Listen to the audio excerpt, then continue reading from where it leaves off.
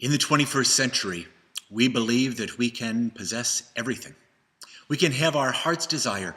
Anything and everything that we desire, we could acquire. We have enough money, we have enough technology, we have enough time. We could put it all together.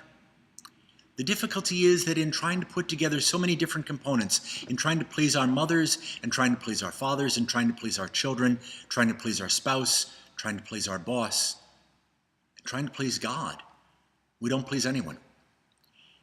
And the Bible tells us that we have to choose. We can't limp after both society's values and accommodating there and also be faithful unto God. So which will it be?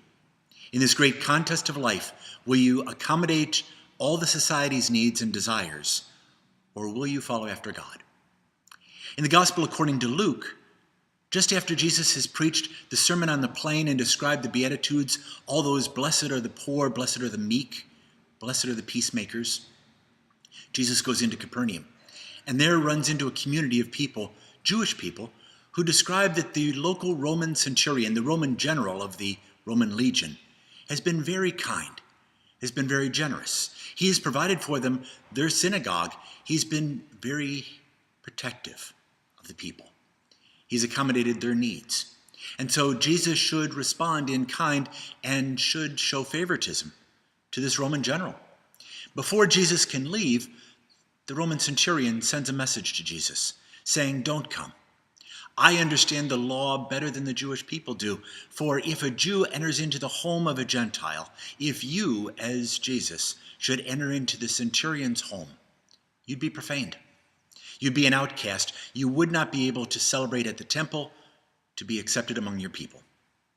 However, as a Roman centurion, as a general of the army, I know what it is to give orders, to have authority, and to have people follow. This centurion reminds me of Jack Nicholson in the film A Few Good Men with Tom Cruise and Demi Moore. That general from Guantanamo Bay who's seated on the witness stand and asked about his authority. Jack Nicholson describes, "I give orders and men jump.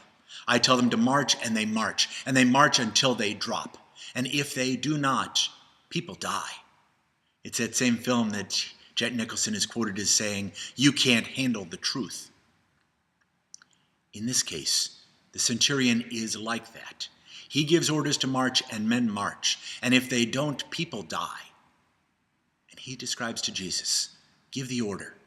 Give the order that my centurion would be healed, and I know and trust that you will heal him, that God will heal him through you and through your order."